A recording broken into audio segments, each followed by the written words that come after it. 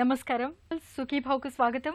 ఈరోజు సుఖీభావ్లో ఇంటింటా హోమియో ఎనాకార్డియం, వృద్ధాప్యంలో వ్యాయామం ఎంతో మేలు, ఛాతీలో నొప్పి వెంటనే ఏం చేయాలి, కీమోథెరపీలో కొత్తగా వచ్చిన మార్పులేంటి, ఇంకా హెల్త్ టిప్. మనకు ఆరోగ్యాన్ని చేకూర్చిపెట్టే ఔషధాల్ని తయారు చేయడంలో మిగతా వైద్యాలతో పోలిస్తే హోమియోది ప్రత్యేకమైన శైలిగా చెప్పుకోవాలి. ప్రకృతిలో లభించే లోహాలు, లవణాలు, ఖనిజాలు, వృక్ష సంబంధమైన పదార్థాలు, చివరికి ప్రాణాల్ని హరించే విష పాషాణాల్ని సైతం అమృతతుల్యమైన ఔషధాలుగా మలచడం మనకొక్క హోమియో వైద్యంలోనే కనిపిస్తుంది. అలాంటి ఔషధాల్లో ఎనాకార్డియం ఒకటి. పిల్లలకు, పెద్దలకు ఆరోగ్యాన్ని చేకూర్చిపెట్టే ఎనాకార్డియం ఔషధం గురించిన పూర్తి వివరాల్ని ఇప్పుడు తెలుసుకుందాం.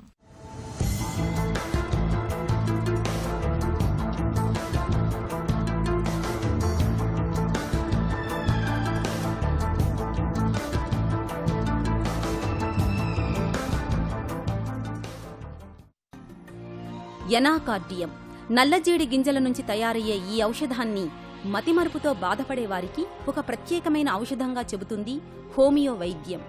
నల్లజీడి గింజలు చూడ్డానికి మన హృదయం ఆకారంలో ఉంటాయి. ఈ జీడిగింజల నుంచి తయారవుతుంది కాబట్టి ఈ ఔషధానికి ఎనాకార్డియం అనే పేరు పెట్టారు. జ్ఞాపకశక్తి కుంటుపడినప్పుడు, పరీక్షల సమయంలో ఒత్తిడికి గురై చదివినవేవీ గుర్తుకురాక ఇబ్బంది పడే విద్యార్థులకు ఎనాకార్డియం బాగా పనిచేస్తుంది. తల్లిదండ్రులు మందలించడం మూలంగా పిల్లల్లో ఆత్మవిశ్వాసం పాళ్లు తగ్గిపోయినప్పుడు, బాల్యంలో నిర్దాక్షిణ్యానికి గురై నిరాదరణకు లోనైన పిల్లలకు ఎనాకార్డియంను ప్రత్యేకమైందిగా చెప్పుకోవచ్చు. ఎనాకార్డియం ఔషధం గురించిన మరిన్ని వివరాలను ప్రముఖ హోమియో వైద్యులు డాక్టర్ పావులూరి కృష్ణ చౌదరి మాటల్లో ఇప్పుడు విందాం. ఒక ఔషధం ఏ లక్షణాలను కలిగించగలదో ఆ లక్షణాలు కలిగిన వ్యక్తికి ఔషధం ఇవ్వచ్చు అనేది. ఇక్కడ ఎప్పుడైతే మనం వ్యక్తి అనగానే అనేక అంశాలు ఉంటాయి వ్యక్తుల్లో. ఏమిటి? వ్యక్తుల శరీర మానసిక లక్షణాలు ప్రత్యేకంగా ఉంటాయి. Constitution and temperament. పొడవైన వ్యక్తి కావచ్చు, లావైన వ్యక్తి కావచ్చు, అలాగే టెంపర్మెంట్, కోపమైన వ్యక్తి కావచ్చు, దయగలిగిన వ్యక్తి కావచ్చు. ఇది కాబట్టి శరీర తత్వం తర్వాత మానసిక తత్వం రెండు, కాన్స్టిట్యూషన్ అండ్ టెంపర్మెంట్. రెండోది వయస్సు తీసుకోవాలి. అంటే పిల్లలకు వచ్చే బాధలు వేరు, యువకులకు వచ్చే బాధలు వేరు, వృద్ధులకు వచ్చే బాధలు వేరు. కాబట్టి వ్యాధుల విషయం వచ్చేటప్పటికి మనకు వ్యక్తి అనగానే వయస్సు కూడా దానికి ప్రాధాన్యత ఉంది. అలాగే లింగభేదం ప్రాధాన్యత ఉంది. ఏమిటి లింగభేదం ప్రాధాన్యత అంటే స్త్రీలకు వచ్చే వ్యాధులు వేరు, పురుషులకు వచ్చేటువంటి బాధలు వేరు. తర్వాత వృత్తి ప్రాధాన్యత ఉంది. ఒక్కొక్క వృత్తి గల వ్యక్తులకు కొన్ని ప్రత్యేక బాధలు ఉంటాయి. ఇప్పుడు బొగ్గు గనుల్లో పనిచేసే వాళ్ళకి ఊపిరితిత్తుల బాధలు ఎక్కువగా ఉంటాయి. అలాగే మానసికమైనటువంటి శ్రమ చేసే వాళ్ళకి ప్రత్యేకమైన బాధలు ఉంటాయి. కాబట్టి వృత్తిపరంగా ఉండే బాధలు వేరు, లింగపరంగా ఉండే బాధలు వేరు.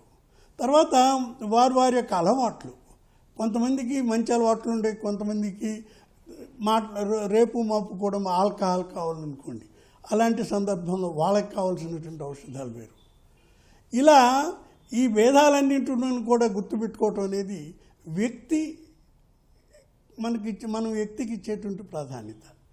వీటన్నిటిని దృష్టిలో పెట్టుకుని మనం ఎనాకార్డియం కానీ మనం పరిశీలించినట్టయితే, ఎనాకార్డియం మానసిక స్థాయిలో మెమరీకి చాలా ముఖ్యమైనటువంటి ఔషధం. జ్ఞాపక శక్తి తగ్గిపోయి మతిమరుపుతో బాధపడే ఎనాకార్డియం వ్యక్తుల్లో ఆత్మవిశ్వాసం బాగా తక్కువగా ఉంటుంది. త్వరితంగా నిర్ణయాలు తీసుకోలేకపోతుంటారు. పొగ, మద్యం, కాఫీ, టీల వంటి అలవాట్లకు బానిసలుగా మారి ఉంటారు. ఇతరుల్ని మాటిమాటికి తిడుతూ శాపనార్థాలు పెడుతుంటారు. తలనొప్పిగా ఉన్నప్పుడు కదిలితే అది మరింత ఎక్కువ అవుతుంటుంది. అయితే ఏదైనా తినగానే తలనొప్పి తగ్గిపోతుంటుంది.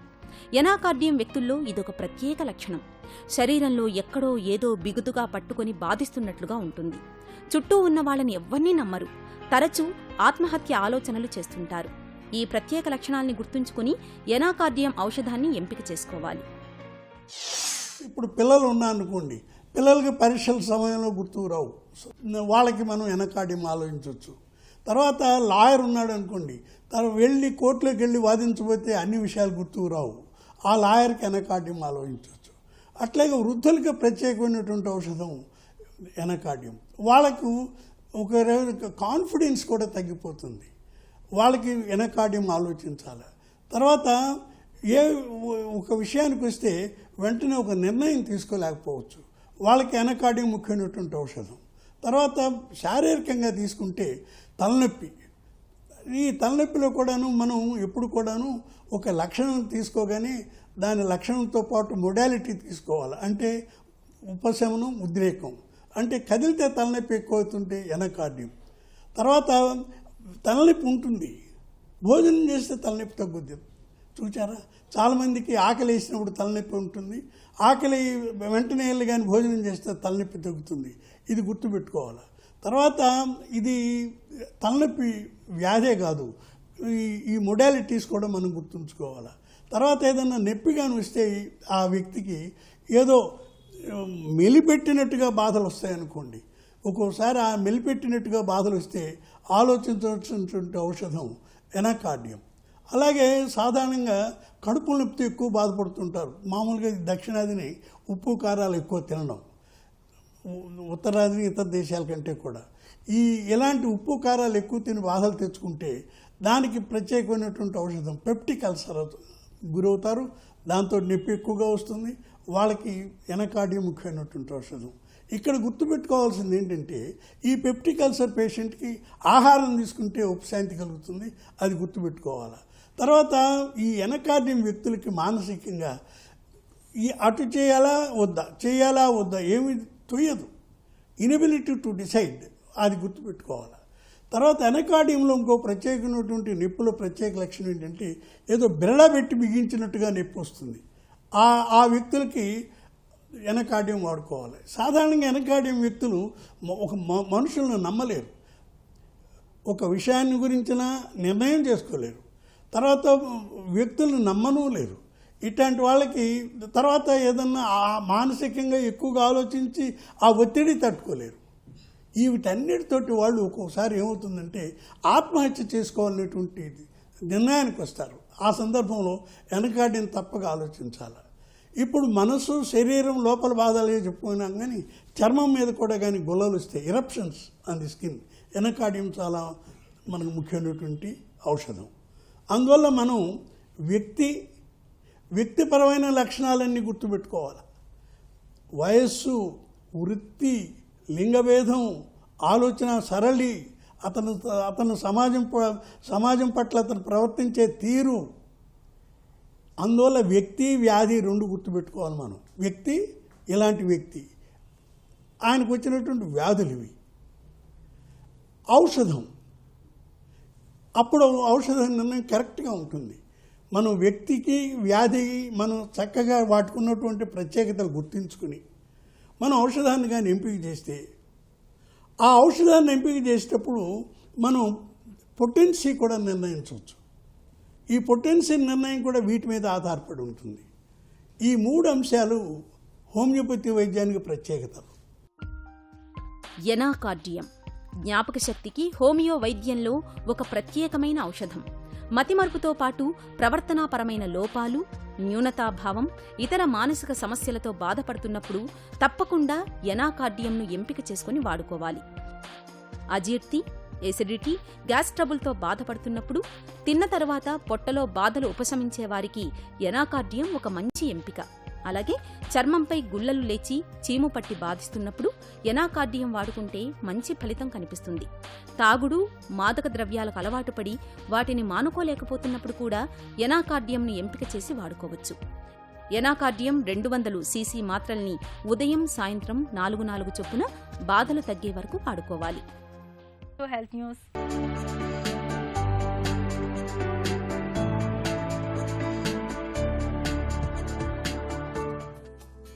శీతాకాలంలో తీవ్రమైన చలి ధాటికి చర్మంతో పాటు పాదాలకు కూడా సమస్యలు పెరుగుతుంటాయి. తేమ శాతం తగ్గిపోవడంతో పాదాల్లో పగుళ్ల బాధలు పెరుగుతుంటాయి.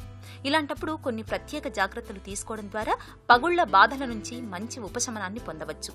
ముఖ్యంగా పాదాల్లో మురికి చేరకుండా చూసుకోవాలి. గోళ్లను తరచూ కట్ చేసుకుంటూ ఉండాలి. కొంచెం ఉప్పు కలిపిన గోరువెచ్చటి నీటిలో ఒక అరగంట పాటు పాదాల్ని ఉంచుతూ ఉంటే చర్మంపై మృతకణాలు తొలగిపోతాయి. పాదాల్లో మురికి చేరకుండా ఉంటుంది.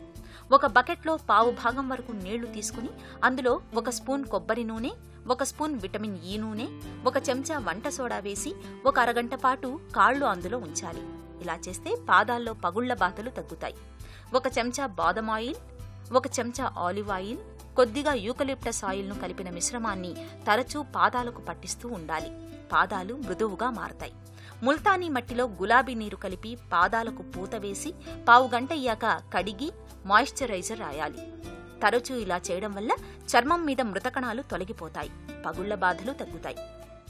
ఛాతీలో తరచుగా నొప్పొస్తున్నప్పటికీ మనలో చాలా మంది అంతగా పట్టించుకోరు. మాకు గుండెపోటు వచ్చే అవకాశమే లేదని అనుకుంటారు. ఎసిడిటీ వల్లనో గ్యాస్ ట్రబుల్ మూలంగానో వస్తోందని పెద్దగా పట్టించుకోరు. ఎసిడిటీ తగ్గడానికి ఏ మందు బిళ్ళో మింగి ఊరుకుంటారు.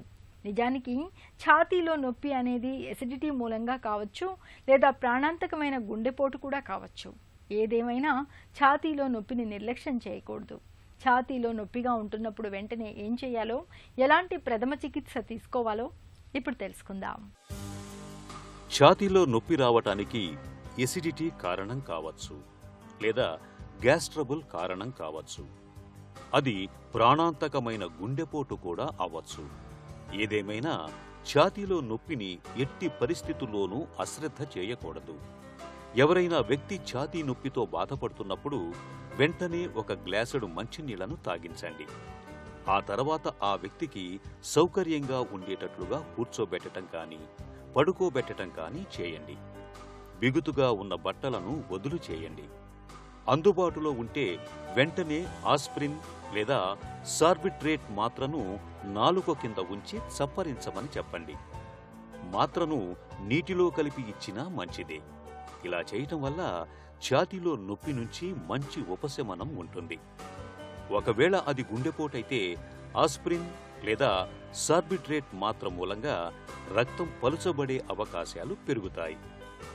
ఛాతీలో నొప్పి మరీ తీవ్రంగా ఉండి శ్వాస తీసుకోలేనప్పుడు ఛాతీపై 1 క్రమ పద్ధతిలో నొక్కుతూ నోటి ద్వారా కృత్రిమ శ్వాసను ఇవ్వటానికి ప్రయత్నించండి.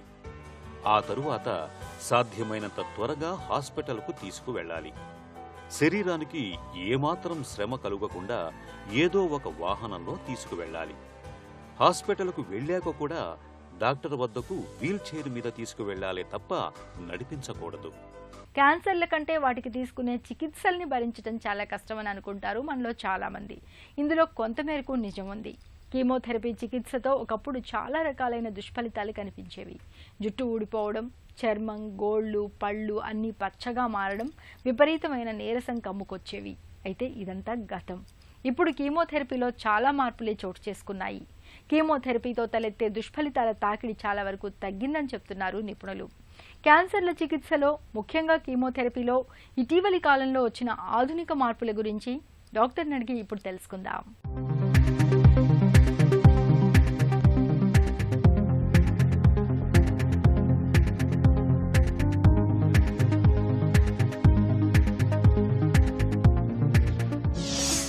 కీమోథెరపీలో ఒకప్పటికి ఇప్పటికీ వచ్చిన మార్పులేంటి?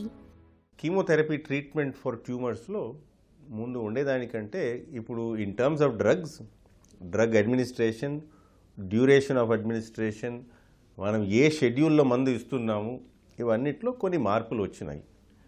ఈ మార్పులు మనం ఎందుకు చేసాం? ఒకటి, ట్యూమర్ని బెటర్గా టార్గెట్ చేయడానికి. రెండోది, ఈవెన్ మోర్ ఇంపార్టెంట్ వచ్చి సైడ్ ఎఫెక్ట్స్ తక్కువ ఉండడానికి. సో ఇది రెండు మనకి ఇంపార్టెంట్. ఇందులోనూ కాంప్రమైజ్ ఉండకూడదు, అందులోనూ కాంప్రమైజ్ మనకు ఉండకూడదు. కీమోథెరపీ డోసులో వచ్చిన మార్పులేంటి? ఫస్ట్ థింగ్ ఈజ్, ముందు ఇచ్చేదానికంటే వెదర్ కొన్ని మెడికేషన్స్లో డోసెస్ తక్కువ చేస్తున్నామా? Answer is yes. Because over time ఏమైంది అంటే ఎక్కువ డోసు తక్కువ డోసు రెండింటికి కంపేర్ చేసాం. కంపేర్ చేసినప్పుడు ఇంతకు ముందు ఇచ్చినంత మెడిసిన్స్ మనం ఇవ్వాల్సిన అవసరం లేదు అనేది క్లియర్గా తెలిసింది. ముందు ఇచ్చే అంత మెడిసిన్స్ ఇవ్వడం వల్ల సైడ్ ఎఫెక్ట్స్ ఎక్కువైంది. ఈ side effects just short term immediate side effects మటుకు కాదు. కీమోథెరపీ చేసిన 5 సంవత్సరం 10 సంవత్సరం తర్వాత కూడా ఆ సైడ్ ఎఫెక్ట్స్ అనేది రావచ్చు. సో ఈ కారణం వల్ల కొన్ని స్పెసిఫిక్ సిచ్యువేషన్స్లో మందు డోస్ తగ్గింది. కీమోథెరపీ దుష్ప్రభావాల విషయంలో వచ్చిన మార్పులేంటి? కీమోథెరపీ వల్ల వచ్చే సైడ్ ఎఫెక్ట్స్, ఫర్ ఎగ్జాంపుల్ మన అందరూ అజ్యూమ్ చేసుకునేది ఏంటి, కీమోథెరపీ అనేది చేస్తే డెఫినెట్లీ హెయిర్ లాస్ ఉంటుంది, డెఫినెట్లీ అందరికీ వాంతి వస్తుంది అనేది మనం అందరూ అనుకునేది. బట్ ఇప్పుడు పేగు క్యాన్సర్కి, కొన్ని టైప్స్ ఆఫ్ లంగ్ క్యాన్సర్కి వచ్చే కీమోథెరపీ వాడడం వల్ల హెయిర్ లాస్ అనేది ఉండదు. వాంతులతో హాస్పిటల్కి మళ్ళీ వచ్చి అడ్మిట్ అయ్యే వాళ్ళు ఆల్మోస్ట్ జీరో అయిపోయినారు. ఇంతకుముందు 10 సంవత్సరానికి ముందు కీమోథెరపీ అంటేనే ఫస్ట్ మనకి గుర్తుకొచ్చేది హెయిర్ లాస్, నెక్స్ట్ గుర్తుకొచ్చేది వాంతి. హెయిర్ లాస్ ఇంకా కొన్ని కీమోథెరపీస్లో ఉన్నాయి, బట్ వాంతులు వచ్చి సివియర్గా హాస్పిటల్కి వచ్చి మళ్ళీ సలైన్ చేసుకోవడానికి కోసం వచ్చేది అనేది ఆల్మోస్ట్ ఇప్పుడు ఆగిపోయింది. So character in terms of side effects అందులో చాలా మార్పు ఉంది. Long term side effects, for example కొన్ని కీమోథెరపీస్ వాడడం వల్ల 100లో 1-2 మందికి రెండో క్యాన్సర్ రావడానికి అవకాశం కూడా ఉంది. సో ఈ మందులు అనేది వాడేది మానేసాం except in very very specific situations. So ఇలా కొన్ని ఇంప్రూవ్మెంట్స్ జరిగినాయి. కీమోథెరపీ ఇచ్చే కాలపరిమితిలో వచ్చిన మార్పులేంటి? ఇంతకుముందు రొమ్ము క్యాన్సర్ అని ఉంటే అందరికీ 6 నెలల ట్రీట్మెంట్ అనేది డెఫినెట్. అది 1వ స్టేజ్ అయినా ఉండని, 3వ స్టేజ్ అయినా ఉండని, అందరికీ ఒకే డ్యూరేషన్ ఆఫ్ ట్రీట్మెంటే యూజువల్గా చేస్తూ ఉంటాం. ఇప్పుడు ఏమైంది, కొన్ని టైప్స్ ఆఫ్ బ్రెస్ట్ క్యాన్సర్లో ఆ బిహేవియర్ అనేది చాలా మైల్డ్గా ఉండేది వల్ల మనం 6 నెలల ట్రీట్మెంట్ చేయాల్సిన అవసరం లేదు. షార్టర్ డ్యూరేషన్ 3 నెలలు 4 నెలల వరకు ట్రీట్మెంట్ చేస్తేనే సరిపోతుంది. పేగు క్యాన్సర్లో ఇంతకుముందు అందరికీ 6 నెలల ట్రీట్మెంటే. ఇప్పుడు లోవర్ రిస్క్ ఉండే వాళ్ళకి కీమోథెరపీ చేసినప్పుడు 3 నెలలు చేస్తే సరిపోతుంది, 6 నెలలు అవసరం లేదు. 6 నెలలు చేయాల్సిన ప్లేస్లో 3 నెలలు చేసినప్పుడు సర్వైవల్ రిజల్ట్స్ ఒకటే, సైడ్ ఎఫెక్ట్స్లో 25-30% తక్కువ. అండ్ మన దేశంలో మన సిచ్యువేషన్లో more important thing cost of treatment. 6 నెలలు చేయాల్సిన ట్రీట్మెంట్ కంటే 3 నెలలు చేయాల్సిన ట్రీట్మెంట్లో సగమే cost. So very very relevant issue. Cost తక్కువ, సైడ్ ఎఫెక్ట్స్ తక్కువ, ఎఫెక్టివ్నెస్ ఒకటే. For the same disease risk స్టేటస్ని బట్టి తగ్గిస్తాం. 4వది, చాలా కీమోథెరపీస్ ఇంతకుముందు ఇంజెక్షన్లో చేయాల్సింది ఇప్పుడు ట్యాబ్లెట్స్ ఉన్నాయి. అగైన్ పేగ్ క్యాన్సర్ క్లాసిక్ ఎగ్జాంపుల్. ఇంతకుముందు అందరికీ 48 అవర్స్ కంటిన్యూస్గా హాస్పిటల్లో పెట్టి ఇంజెక్షన్ చేయాల్సిన అవసరం ఉండేది. ఇప్పుడు అదే మెడిసిన్ ట్యాబ్లెట్ రూపంలో రావడం వల్ల హాస్పిటల్లో 48 అవర్స్ పడుకొని సలైన్ ఎక్కించుకోవాల్సిన అవసరం లేకుండా అయిపోయింది. ట్యాబ్లెట్స్ వాడుకోవచ్చు ఇంట్లో, 2 వారం ట్యాబ్లెట్, 1 వారం ట్యాబ్లెట్, 1 వారం బ్రేక్ అని షెడ్యూల్ని బట్టి చేంజ్ చేయొచ్చు. సో అది పేషెంట్ కన్వీనియన్స్ అండ్ కంఫర్ట్ అనేది చాలా ఇంప్రూవ్ అయింది. 5th very important, scheduling. Chemotherapy అంటే 3 వారానికి ఒకసారి, ఇదే standard way of administrating medications. But కొన్ని సిచ్యువేషన్స్లో వీక్లీ కీమోథెరపీ చేయడం వల్ల మనకి మోస్ట్ ఇంపార్టెంట్ సైడ్ ఎఫెక్ట్స్ తగ్గొచ్చు. రెండో ఇంపార్టెంట్ థింగ్, ఎఫెక్టివ్నెస్ ఆఫ్ కీమోథెరపీ ఇంప్రూవ్ అవ్వచ్చు. Third important thing, with side effects higher dose of medications కూడా డెలివర్ చేసే అవకాశం మనకు దొరుకుతుంది. ఈ క్లాసిక్ ఎగ్జాంపుల్ 2, ఒకటి కొన్ని టైప్స్ ఆఫ్ బ్రెస్ట్ క్యాన్సర్లో weekly chemotherapy or 2 weekly chemotherapy చేయడం వల్ల 3 వీక్లీ చేసేదానికంటే సర్వైవల్ అనేది ఇంకా ఇంప్రూవ్ అవ్వచ్చు. వీక్లీ చేసినప్పుడు ఏమవుతుంది, ఈ 3 వారం చేయాల్సిన డోస్ని మనం స్మాలర్ డోసెస్లో డివైడ్ చేస్తున్నాం. స్మాలర్ డోసెస్లో డివైడ్ చేసినప్పుడు ఏమవుతుంది, acute side effects, which means chemotherapy చేసిన వెంటనే వచ్చే వామిటింగో, వీక్నెస్, ఆకలి తగ్గడమో, నోటుపోత రావడమో ఇవన్నీ చాలా తగ్గిపోయినాయి. సో దట్ ఎల్డర్లీ పేషెంట్స్ కూడా ఇంతకుముందు 65-70 ఏళ్ళు అయితే వాళ్ళకి బెటర్ కీమోథెరపీ అవాయిడ్ చేయడమే మంచిది అంటాం. ఇప్పుడు ఈ better medications, weekly schedules, tablets ఇవన్నీ వచ్చిన తర్వాత ఎక్కువ వయసు అయిన వాళ్ళకు కూడా మనం కీమోథెరపీ చేసే అవకాశం దొరికింది. For example 75 years, 80 years, 90 years ఉండే వాళ్ళకు కూడా కీమోథెరపీ చేయొచ్చు ఇప్పుడు. బికాస్ మన డిజీజ్ గురించి మనకి ఉండే అండర్స్టాండింగ్ అనేది ఇంప్రూవ్ అయింది. అందువల్ల షెడ్యూల్స్ మారింది. షెడ్యూల్స్ మారడం వల్ల with less side effects better cure అనేది మనం అచీవ్ చేయొచ్చు. ఒక చిన్న చిట్కా మీకోసం. రాత్రిపూట వణికించే చలిని తట్టుకునేందుకు ముందుగా పల్చటి కాటన్ దుప్పటి కప్పుకుని దానిపైన రగ్గును కప్పుకోండి. ఇలా చేయడం వల్ల చలి లోపలికి చేరే అవకాశం తక్కువగా ఉంటుంది, బాగా వెచ్చగా ఉంటుంది. సుఖీభవ కార్యక్రమానికి సంబంధించిన మీ విలువైన సూచనలు, సలహాల్ని వెంటనే మాకు రాయండి. మా చిరునామా Sukhibhava, ETV, Ramoji film city, Hyderabad 501-512 లేదా sukhibhava@etv.co.in కు ఈమెయిల్ చేయండి.